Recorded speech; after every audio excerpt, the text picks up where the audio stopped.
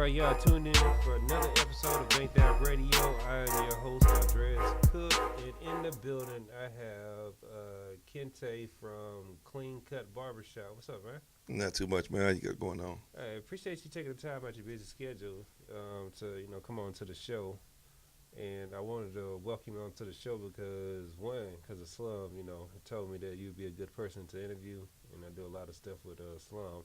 But going through, I guess, your catalog of, pictures and stuff like that, and really, because I've been knowing about Klean Kuts Barbershop for a while now. Okay. I remember seeing the building on, was it Montpelier? Montpelier, yeah. And every time I ride up that road, I still see, the old building and stuff. And I remember even back then, commercials, I believe, that you had. Now, even, I think I remember the guy, Pat or Dante or graphics Pat, man. Yeah.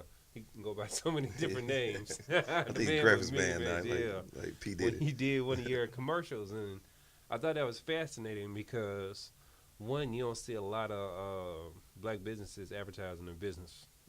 At that particular professional level. A lot of people, they'll probably throw something out there like flyers or something like that, but you was actually doing commercials and then just following the progress of what you've been doing to, that location to, moving the locations to now it seems like you have multiple locations, and even it seems, I guess you're going into franchising because there's a shop in Warner Robins as well. Yes, actually those locations no longer exist. We're just in Macon now. Oh, so just the two locations in Macon, or just? Yeah, just two locations in Macon. Okay. So as far as my audience and everybody who's going to listen to this, and then for the people who will go back and watch the interview as well, can you give us a little background as far as why you got started in becoming a barber and your transition up to now? It's kind of like this is a long story. I'll give you the shortest version I can, but okay. I just remember I was like 25 years old, living up in Atlanta. I was living in Atlanta at the time, and I was making $27 an hour working in a warehouse, doing being a supervisor. Okay. And I went to church, and the pastor, he was preaching. He said, whatever you're doing at 27 is what you're going to be doing at 37. At the time, I was only 25 years old. I was like a week away from my birthday. I said, man, I'm a warehouse worker. I said, I don't want to be a warehouse worker the rest of my life. Yeah. These people tell me how much money I can make when I have to come in, stand over my back. And I've always been fascinated with barbering, but, I was selling drugs, so I chose selling drugs actually over barbering. But, if I had, it's a different story right there. But anyway, so I decided to go ahead and just walk out on faith. I decided to come down here to Macon because I tried to go to school in Atlanta, but it didn't work out. So then, the mother of my kids and I, we weren't getting along, but a grandmother loved me. So I applied for Macon Tech, and Central Georgia Tech, and they accepted me. So when I came down, I actually moved in with her grandmother, and she helped me out, helped me through barbering school. And, I went through living in the back of my car for 62 days, because everything didn't work out in that little situation. Because her house was like a halfway house. It was like, the brother living there, the cousin, the uncle, 19 people in a two-bedroom house, So anyway, so then, one thing led to another. I just opened up Klean Kuts. I had the vision. I didn't want to be homeless or broke anymore, So that's how it all started. As far as doing it, because I say a lot where people have aspirations to start a business, and, I guess it's the fear of the unknown. What do you think was really pushed you? Because it always could have just been, a idea that you wanted to do, but, it takes a certain push to really get us over that hump to where we get off the couch and actually do something. Yeah. My mother, she was watching Oprah. She had ran into this little video called The Secret, little movie called The Secret, The Laws of Attraction. Man, I just sit back and watch it like it was a regular movie. I used to sit back eating popcorn and just watch it like, what's going to happen next? So every time I got demotivated, I would look at The Secret. I would look at, what's his name, Jack Canfield. How he told this story about how he wrote his book, how he had the $100 bill. And I just envisioned, I said, man, actually, like my mother, the mother of my kids and I, we didn't get along too well. She kicked me out in the middle of the rain, 1:30 in the morning. out there in the projects, like, man, Pimpleton home. I'm in the middle of the projects. My closest relative was 4 years old, and then my mother and them, they live up there 100 miles away. I had too much pride to be like, hey, yeah, I was right. She going to kick me out, So anyway, I just kept on laying in the back. I had 2 bags of clothes and a box of shoes. I was in the back seat of my car, 92 Crown Vic, and I just be sitting up there crying every night, just envisioning red, white, and blue TVs, red, white, blue floors, a million barbers. I said, I'm going to get back with it. They say revenge is a big success. I'm going to be successful. My revenge going to be success. I just laid in the back. That's what pushed me. really I just wanted to be better than I was. I wanted to show her she couldn't just push me around. I wanted to show my mom and them that I didn't have to come back like a dog with my tail between my legs. And then that movie, The Secret, So I just kept envisioning it. It was the only thing that gave me the encouragement that I needed, I'm glad that you had, got access to that because I believe in laws of attraction along with, the work that goes along with it. Exactly. A lot of people, they want it, but they don't want to put the work towards it. Man, I was in Bloomfield. I mean, I don't know if you know about Bloomfield, Deep Drive. I was down there knocking door to door selling haircuts like Kirby's. If you got $20, man, you got $20. Call everybody over here. I cut as many as I can. I was doing like $3 for like a lineup, $5 for a haircut. I mean, in Bloomfield, man. I didn't even have the money to buy water. I mean, it's $20. I mean, I'm cutting everybody. I mean, if you didn't trust me in your house, I'd do it on the front porch. And I don't know, in Macon, it gets hotter than it does in Atlanta. Yeah. So like 103 degrees in the shade. So it's like you trying to sit up here and line somebody up with they sweating, the hair sliding. I mean, they line crooked, but I had to eat them. I didn't care to get out of there. Get them boys can fight, you know what I mean? But most of them didn't know any better anyway. So, I shout out to Deep Drive, Bloomfield, Virginia Avenue. I mean, they fed me. They kept gas in my car. They helped me going back and forth to barber school.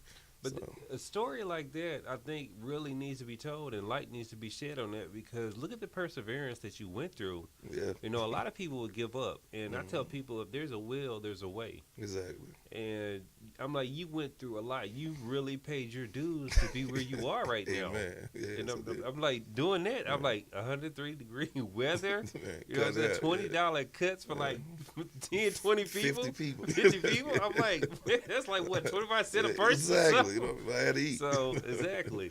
Yeah. And I'm like, that's really paying your dues. But I think nowadays, a lot younger generation, and I don't know what the variables are that really created this, but it seems like this type of stigma where they want instant gratification and not willing to, put in the work.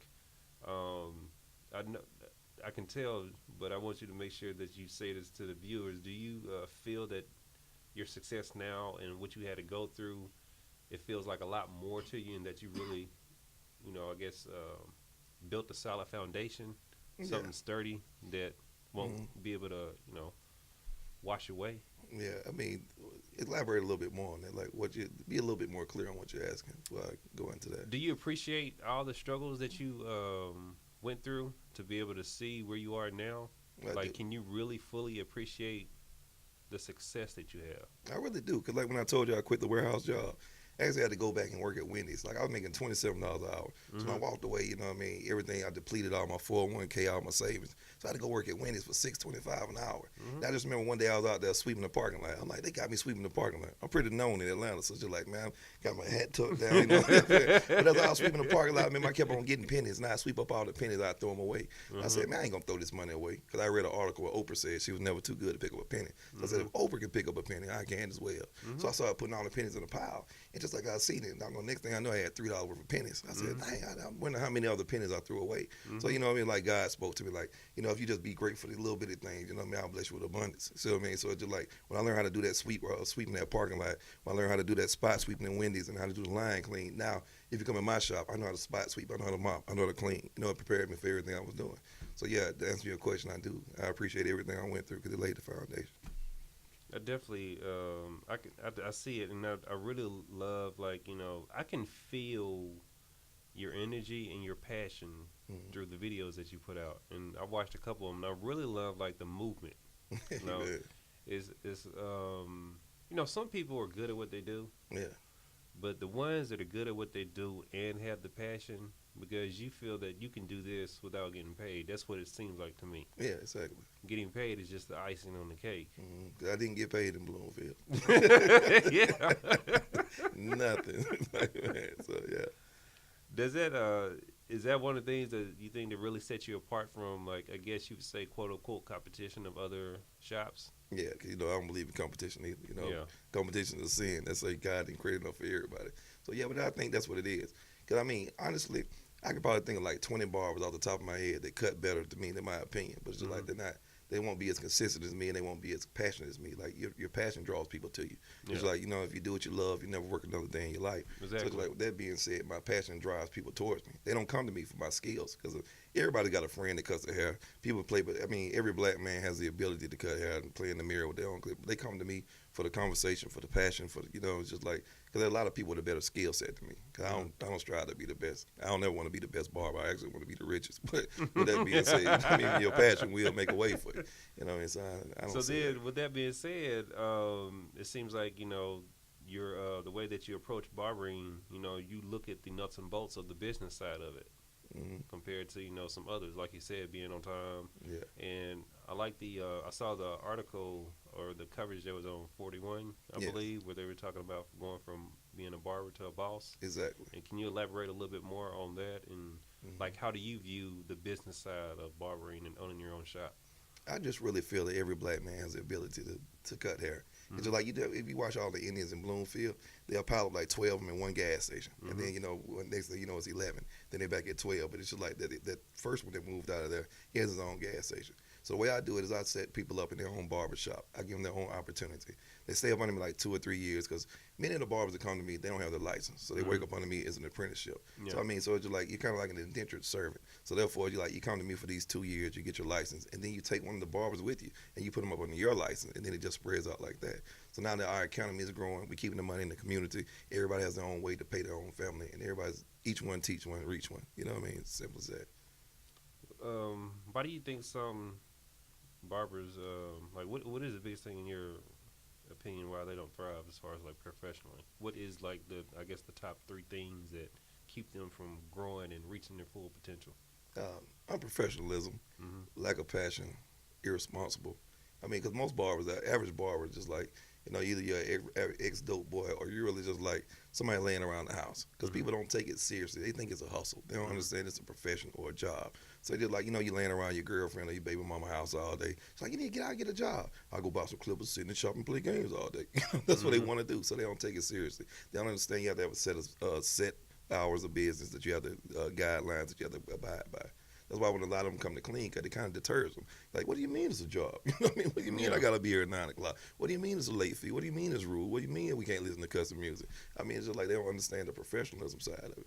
They don't understand this really is a job. This is like, it's my livelihood. I slept in the back of the car for this. You know what I mean? So it's just like, I'm not going back to the car because you want to be a Crip, because you want to be a Blood, because you want to sit up here and wear red, blue, or black. The only color we worried about in here is green. And therefore, these little boys, you have to understand a lot of these young men with on the fathers they have. So it's just like, you got your pants off your butt. How can I promote you? You know what I mean? It's just like, I can't. It's just like they're going to be in the back of their car. They'll be in prison just like I was. We're trying to deter all that. So therefore, you need to be dressed when you come across the threshold. That's why I feel like a lot of barbers don't thrive, because they have that barber mentality, that hustler mentality, as opposed to this is the way I feed my family. This is my livelihood. Where do you think that watering down the craft comes from, though? Like, is that something that I don't know, because like if you go back, like and you see the evolution of barbers and stuff, I see it as a craft, just like an artist and stuff. And the best ones are the ones that are older because they've developed these years of experience, and then new techniques and constant learning. I know barbers that go to continuing education courses and workshops and networking and all that, and getting that information and applying that and bringing that back to their customer base. But I'm just trying to figure out at what point in time did we really start watering down the craft of that and seeing it as anybody could do it. I mean, not to discredit them, but you ever watch battle rap? It's just like, it's kind of like battle rap or street balling. It's just like, man, what good is being a good street baller if you can't get an NBA championship? I mean, you got to be on the team. I mean, you got to go to the school. You got to get this education. So they're just dropping out and playing ball in the corner. Why not go to college, the institution that's going to raise it up? So they're playing for pennies and nickels in his backyard. Why don't you go ahead and go to college, get your education, play for this NBA team, and get these millions of dollars instead of getting all the street cred? I mean, we're so caught up in the streets and like street credibility and being a thug or being this and glorifying the streets as opposed to understanding what really matters in life. And people feel like people don't get it. They look at the barber and they feel like, I can do this too. But it's not that simple. Jordan makes it look easy. You know what I mean? Until you get out there and try to go from the free throw line. Exactly. I think that's what made it watered down, though. Okay. Well, I want to get into some music. And anybody out there, if y'all want to dial in, you can do so. 917-889-8041. If you have any questions, and we're going to get back to it. But I'm definitely loving this interview. But let's play some of this music off of Black Male's Toya album. This is Ego Trip, where we play music.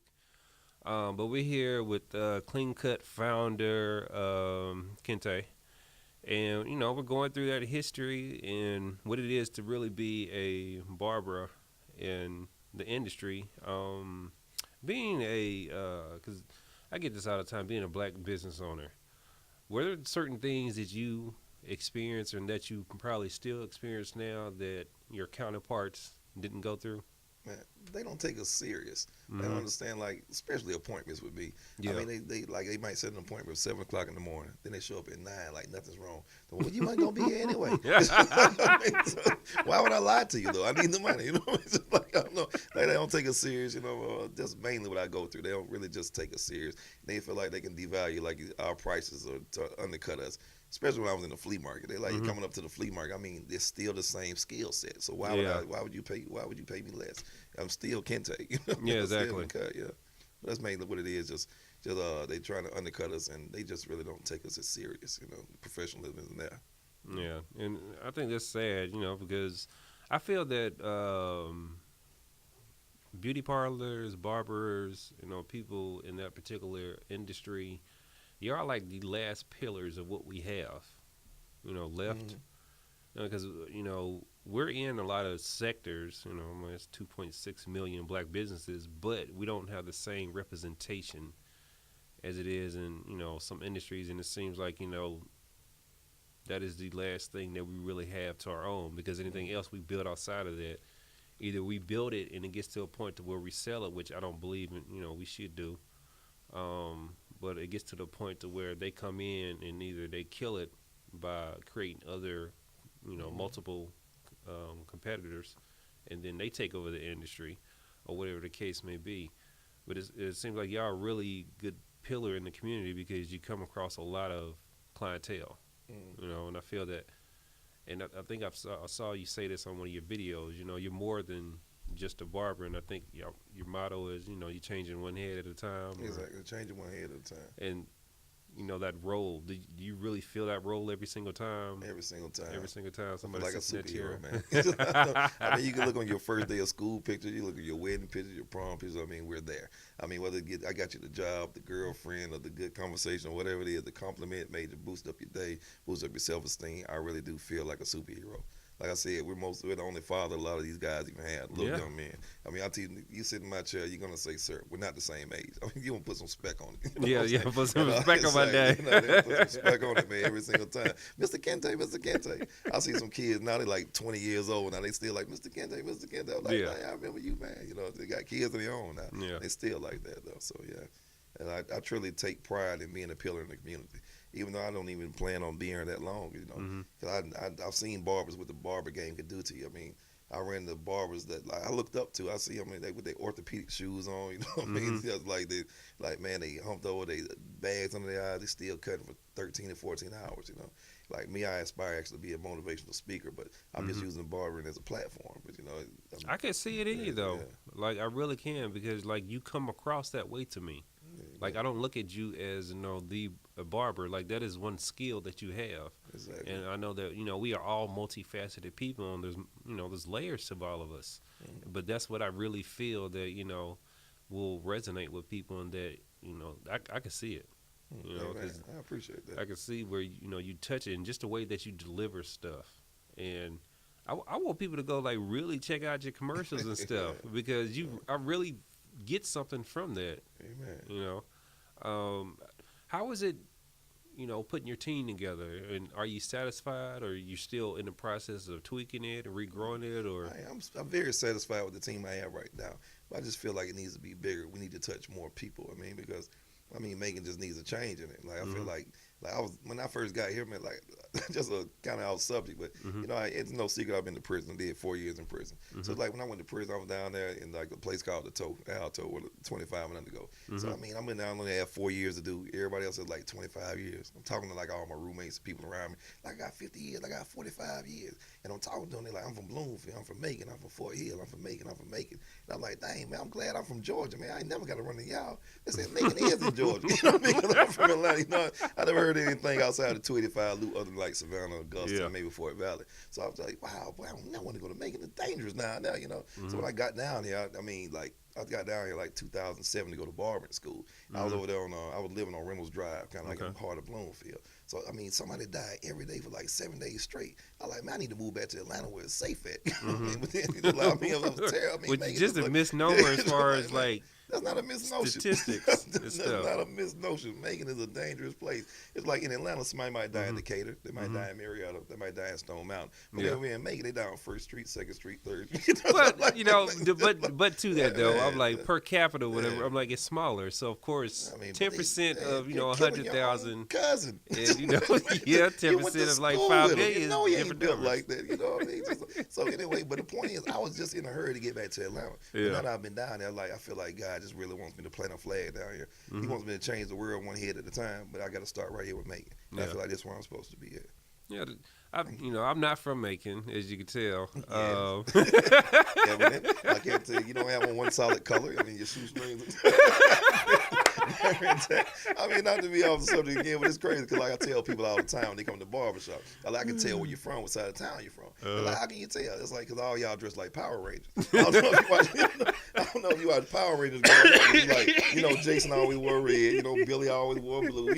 Zach always wore black. You can tell what Power Ranger was which by the color they wore. That's how like a lot of people. It's just like you can tell you're from the east side, you're from the south side. How do you know? Just like, man, it's evident. So yeah, just to answer your question, just reiterate what you said. Yeah, I can tell you're not from Macon. But I've come to appreciate the richness and the culture that Macon has, and I think it's actually in a city for opportunity, or actually the Middle Georgia area. Yeah.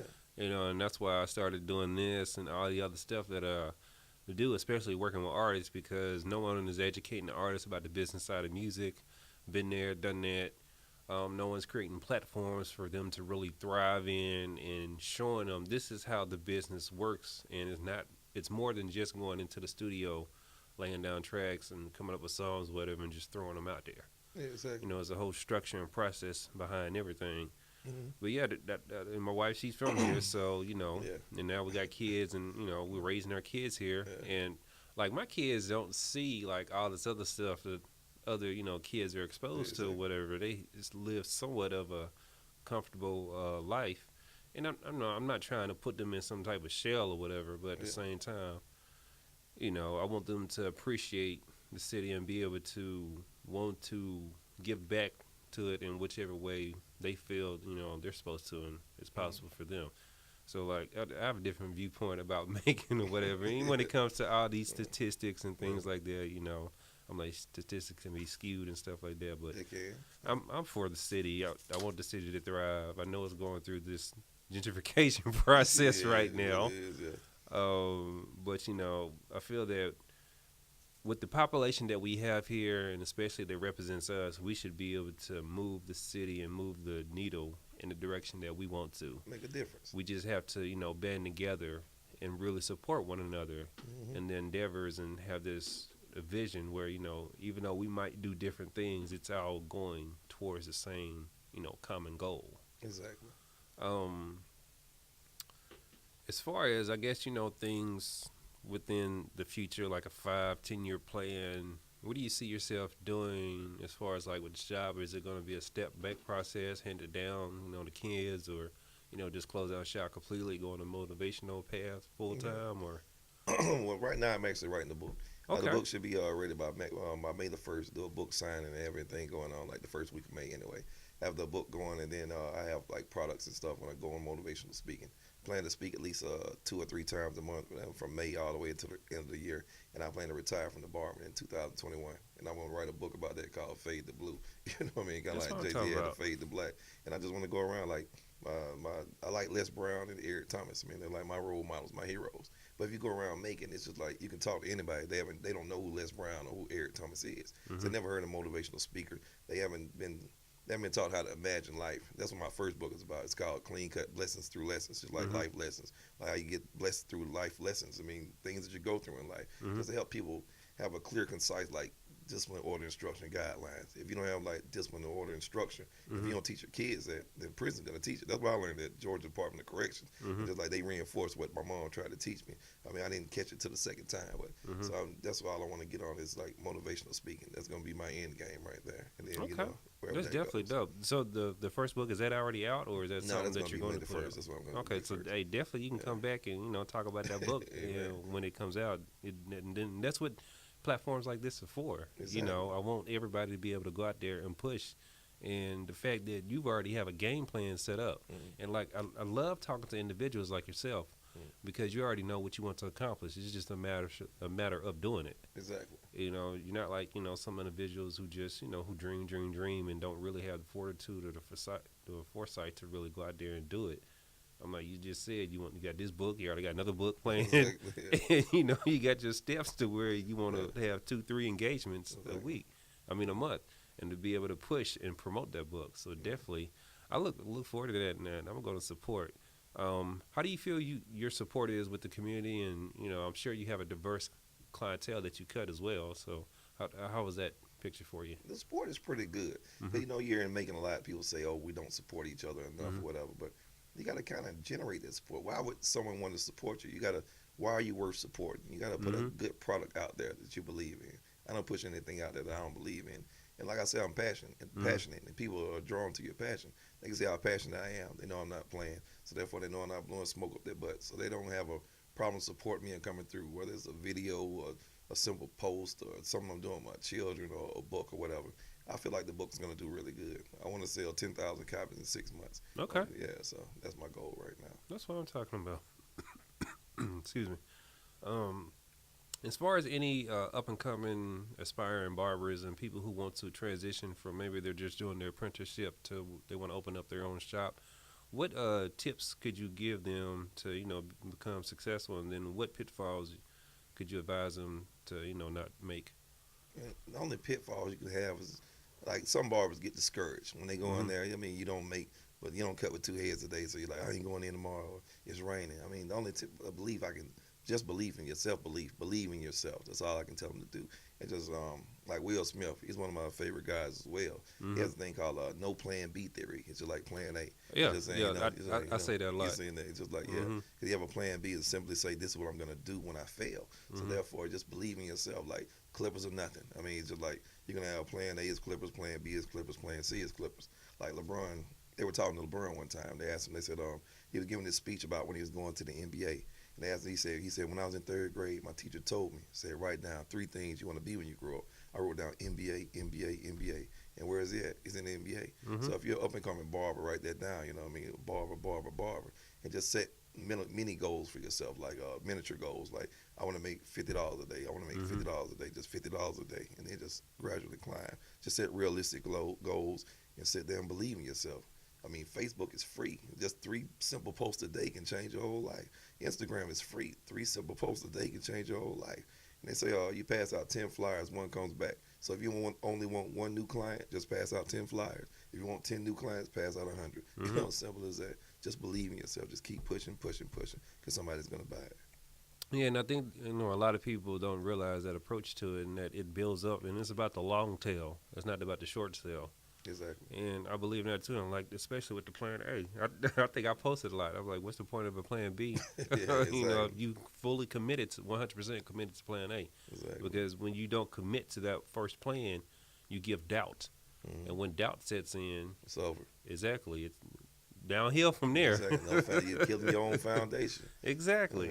And a lot of people who are, I guess, really scared, and they have aspirations of doing stuff like that. I tell a lot of people, entrepreneurial lifestyle, because that's what you are. You're an entrepreneur. And I totally get your lifestyle. I totally understand it. I live it every day myself. Exactly.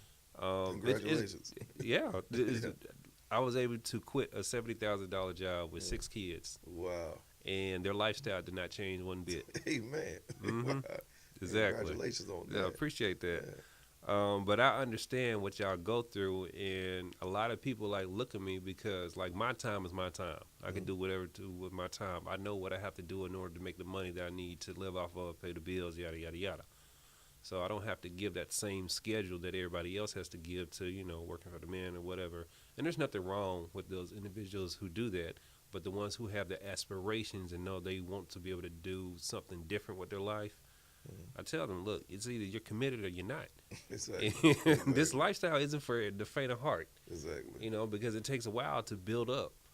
And you got to put in your dues. I'm like, you went through all that to put in your dues to be successful. And like I call you, you're a walking, talking success story. Amen. And that you should be given, your accolades, and people should see that. And that's why I keep reiterating that, because I think there's a lot of examples out there that people don't want to see as an example, but they're there. And for the ones who want to follow in the footsteps, all you got to do is go to the person who's at that level that you're not at yet, and they could be the one that could mentor you. And I love the fact that you do that. They say that we don't have a lot of people who do that, but we do. Yeah. I don't think people look at those individuals, especially like, how do people like that grow up with you see you? Like, do they see you at the same light as far as like oh, he just somebody to cut hair, or do they see you as, I want to like get like that? Yeah, they kind of give me my respect, because the simple fact is, they say a prophet is never accepted in their own hometown. That's why Jesus left Nazareth and he went everywhere else. It's not going to do his miracles. Yeah. Because everybody like, didn't you drink the same water we drink? Now, if I was up there when I was cutting hair in Atlanta, it was just like, they were like, oh man, he's a barber. When I came down here, it's just like, you have to be accepted by people outside your hometown. You're never going to be accepted by the people you grew up with, because they feel like y'all are all equal. And it kind of reminds them of what they're not. So they're not going to accept that or give your accolades. Yeah, which I think, that's crazy, how that works or whatever. But at the same time, I think, people should get out of that mindset, because we change, life changes, and we change with it. And, like when I go back to Nashville and I bump into people that I know, like they see what I'm doing on the internet because they follow me on Facebook and Instagram and all that stuff, whatever. And it's just different. And I'm like, look, y'all can do the same thing that I did. Not different. You just got to be able to put, that work in that it takes, if that's what you want to do. But if that's not what you want to do, then really find what you want to do in life. I don't think people should be pushed in directions, and they shouldn't live lives that it's not really meant for them. But as far as, I guess, social media and how people want to be able to, if they want to, come to the shop, follow you, or how they need to get in contact with you, what's the best way to, get in contact with Klean Kuts? Well, I'm Kinte White on Facebook, Kinte White, White. And on Instagram, Mr. Klean Cut 23. That's MrKleanKut 23. Just as simple as that. No asterisks, no capitalization, anything. Just Mr. Klean Cut 23. And other than that, 678-570-2813. That's what I'm talking about. I did have a question about like the name, and then also when I look at Facebook, I run across a lot of Klean Kuts. Yeah. Was it, the name it just popped in your head one day, and then how do you feel about all the other names out there? Because it's almost spelled like phonetically the same way as well, so it makes it a little difficult to find the page if you're like, on Facebook trying to look for it. Because I think it pulled up something in Savannah, something in Florida, one in Albany. I actually talked to a couple of those guys. We actually networked together, like at the hair shows and stuff. They're pretty cool guys. Yeah, well, it's actually one in Albuquerque, New Mexico too. Cool. So, I kind of talked to all of them. Like it's a Klean Cut Landscaping. He's up there in Atlanta. I talked to a few of them. We just, like on Facebook and stuff. But as far as that, like the name, like KK, like I'm Kendra. I have a sister named Kendra, a brother named Kyle, and I'm Kinte. So we name all our kids with K. Like my brother Kyle, Kylissa, Kylie, Kyle Jr., Kyle the third, and Mike Mitchell Kyle. And then I have Kari and Kinte Jr. We have Kyle and Kiera. Everything's named with K's. So like the KKBS is supposed to be Kinte and Kyle's Barbershop. But then my brother kind of bailed out on me. Went to school for barbering. So he had to come up with something else. He was like, you know what? Just call it Klean Cut. When you got a show, you want a clean cut. You know what I mean? So my brother came up with the name, and then always it's like a pun, because I always been like a clean dressed person, like a clean individual. So therefore it was perfect. Clean cut. You know what I mean? So. That's how he came up. He came up with the name. He always reminds me of that too. Like you want a royalty or something. Yeah, that's what I was about to ask. I was going to change the name to Cleaner Cuts. You know what I'm saying? Cut them all the way out of things. No don't get no movie deals or no, book deals or whatever. Clean cuts, because he gonna want that royalty. Yeah, he want that money. Today's his 13th year anniversary. So happy birthday, Kyle! If you don't That's what I'm talking about. That's what I'm talking about. Oh, that was funny.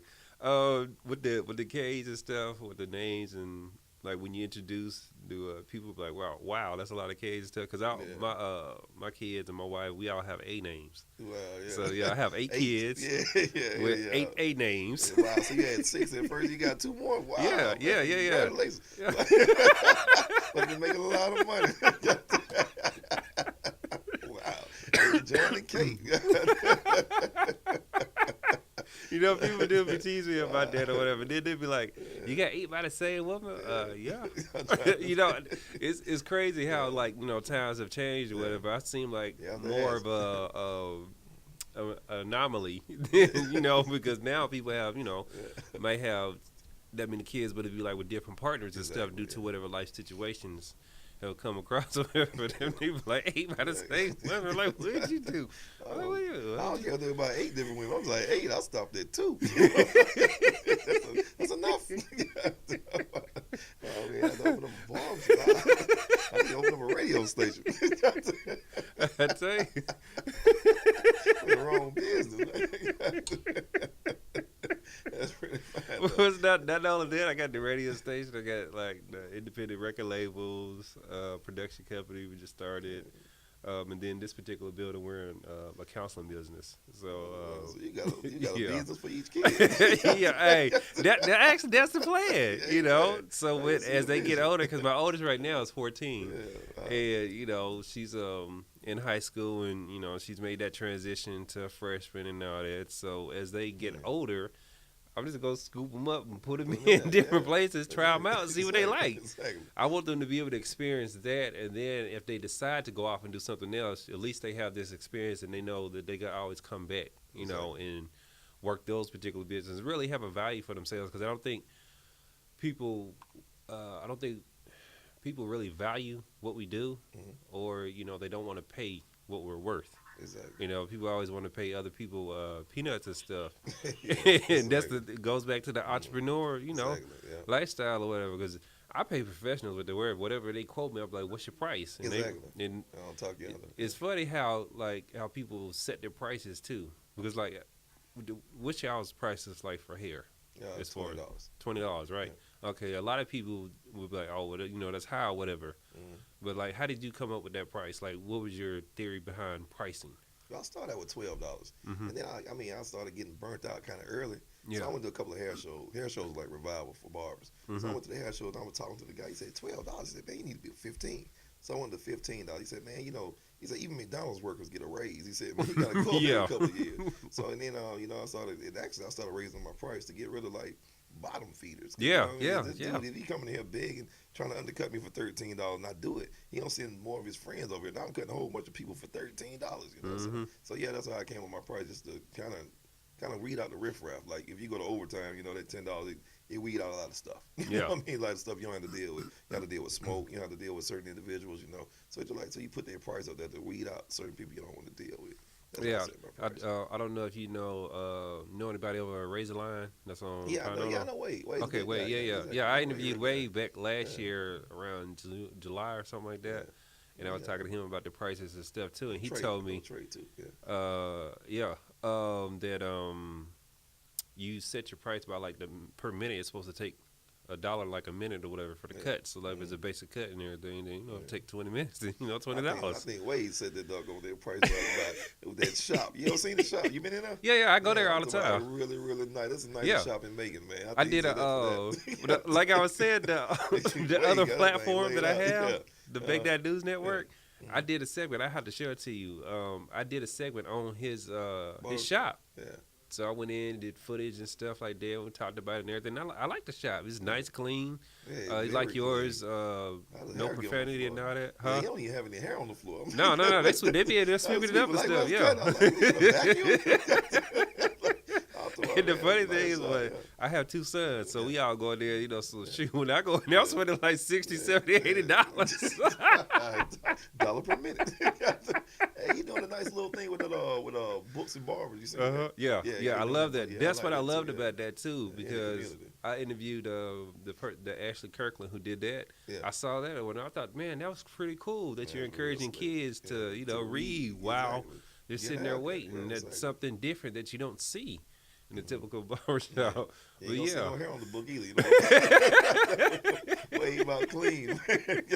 Well, yeah, he told about all the different things as far as like, because the state, really scrutinizes the industry and stuff and how they'll come into your shop and you got to have like, clean towels and all that stuff, which I don't think that people would have dirty towels, but I have been to some barbershops that like look like a little hole in the wall. I'm like dim lights. I'm like, how can you cut and see? You got like a lamp. Whatever. I'm like, what the hell? Exactly. But at the same time, I believe that what you put into it is what you go get out of it. Exactly. So, and like you say, it weeds off a lot of different type of clientele that you don't really want to deal with because I tell people all the time, not all money is good money. Exactly. I've got to a point to where you got to scan your transactions. Excuse me. But yeah, you definitely got to be got to weed out. Got to weed them out, man. But have you ever thought about like doing I guess services for like businesses, like going into cutting like a business, going to like a business and like cutting out the clients and stuff like that, or has it? Well, actually, I'm doing group homes right now. Okay. I want to try to, like a high percentage of group homes, like 75 to 85% of kids that are in group homes end up in prison. So I want to try to kind of deter that, you know what I mean? But as far as like I've thought about doing like doctors and stuff like that, but I really don't like packing up my clippers. Yeah. But I feel like for the group homes, I feel like it's worth it. I mean, I can give these kids from robbing you or me, or they're going to get on drugs. Yeah, exactly. You or me. Exactly. No, I mean, I can keep them coming in your window, so if I can reach at least one of them, it'll be pretty good, just keep them going down that road, man. I like that, you're so involved in the community.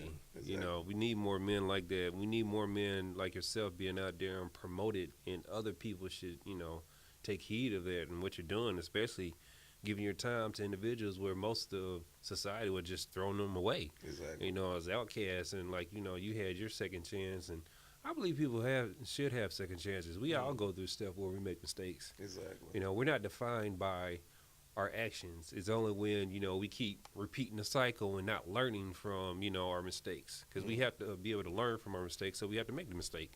Exactly. But it's when, you can't get out of that mindset where, you're troubled, but then some people's situation is not even set up for success. Exactly. I'm like, there's so many of us that have to go through way too much just to prove that, we're a contributing member of society, and even still, the wrong. What you just said. A lot of people short probably went on the head, man. But I caught it. I received it. I'm trying to drop the nuggets. Those who weren't listening, it's just like what he said is somebody would have to rob people, to beat people up, or wear different colors just to prove they're a functioning member in society. Yeah. Street cred. Everybody didn't catch it. You know what I'm saying? But go ahead, though, man.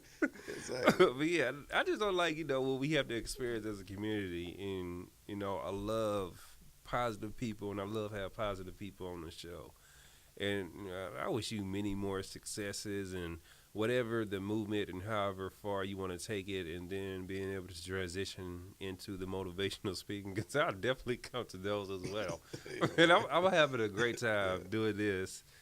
But yeah, I want to support it. Anything that I can do to help, put y'all out there and get you more clientele, just show more notoriety. I even do a segment on y'all's shop as well. Okay. Actually, I think what is it? Sixfold from the Underland. I think he brings his kids to your. Yeah, Xavier. Real tall, like. Well, he looked darker than me. Sort of like a raspy voice. Well, I've seen him at your shop a couple of times. I don't know if you was there at the time. It could have been somebody else as well. Yeah. But yeah, I was in the flea market one time, because some of those shops I've done interviews, like the Kaye's Deli. That's in the back. Okay, yeah, in the back. I did an interview with the daughter because the mom, of course, is late right now, but she got to go to sleep, so I understand. Yeah, exactly. So she sent the daughter, and we did the interview. It was one of my first interviews that I did where it's filmed. And then there was another spot in there too that I did. What was it?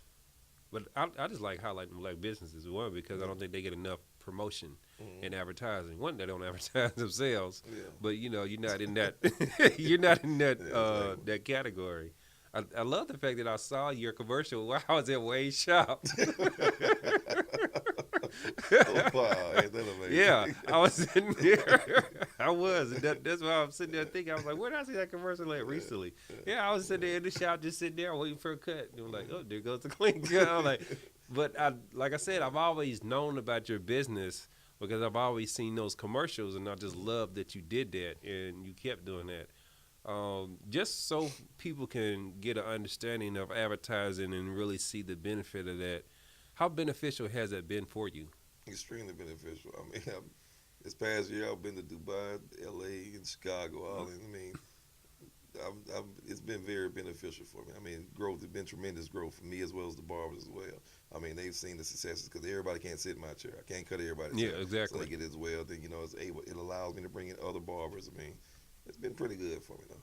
Yeah, I just want that to be said by a person who actually does it, especially a black business, to where they advertise. Because I don't think that's emphasized enough. It's like we will start a business, we'll get the capital for the business, but we won't think anything about the promotion and advertising. Two things: you got to be known about before you need it, and then like Puffy said, he said you got to advertise yourself till you don't have to introduce yourself anymore. Exactly. Yeah, exactly. So if people don't know who you are, you're not working hard enough. So keep working until you don't have to introduce yourself anymore. Definitely. Coming from the horse's mouth, and y'all heard that. Because, that's I went to Fort Valley, and that's what I got my degree in marketing. With business with the concentration of marketing. So I'm always emphasizing marketing, promotion, and stuff like that. But a lot of people, it goes in one ear and out the other. And I guess they see it more as an expense as opposed as an investment in their brand and people really recognizing who they are, and like you said, not being able to, once you get to the point that you don't even have to introduce yourself, that it's impacted. And once you've penetrated somebody's brain and you're there, you're there. Yeah. Nobody else really takes that spot unless you start slipping on your services or something like that. I mean, like people run up to me all the time, like, "Wow, you talk that like that in real life." So special effects in my voice. This is how I really talk. You know what I mean? Little kids like, "I seen you on TV." Like, why are you even up that late? Who let you watch Love and Hip Hop? But they run up on me all the time. So it works. You know what I mean? Has anyone told you that your voice has a similar speech? Or the pitch of it sounds a little bit like Trey the Truth. Yeah, I heard Trey the Truth. I heard Young Jeezy. I heard Life Jennings. You know what I mean? They're like, "Yo, you." Everybody, they mess with me about my voice all the time. But your voice, though, the way that it sounds, I bet it would sound great, like in an animation or something like that. So it might be another option for you to explore. It's funny though, because when I was growing up, people always made fun of my voice, like, "Hey," but now here it is, it's just like my voice is making me money. People, it commands attention, But I was always ashamed to speak. So I was always quiet. That's why I talk so fast, But I'm working on that as well. But yeah, it's funny how my voice was just like I was ashamed of it. Now here it is. It was my gift all along. Yeah. Which people, you can't replicate that. That's like one of those things that really set you apart. And it might be actually one of the things that really sells your commercial too. Exactly. So your passion in your voice or whatever. So, but I appreciate the time, man. I appreciate you coming out here and doing this. And like I said, whenever you get ready to release the book, and any other time you want to come on, we got the time for this stuff. Hey, just let me know. You're welcome to the show, and let people know where they can find your shop again. And go ahead and shout out your number and stuff. It's 3872 Pioneer Avenue. We're up there in the Roses Plaza, directly across from Dairy Queen, 2 doors down from City Trends. We're open 7 days a week, and on Sundays it's normally 10 to 2. But if you have any questions, concerns, feel free to give us a call at 678-570-2813. 678-570-2813. Klean Kuts Barbershop. Join the movement. All right, and there y'all have it. That is Kinte White with Klean Kuts Barbershop. You make sure you support your businesses that support you. Not everybody's out in the community doing things and trying to really make an impact. I'm your host, Andres, a.k.a. Discover This, and this has been Bake That Radio Show for your Saturday.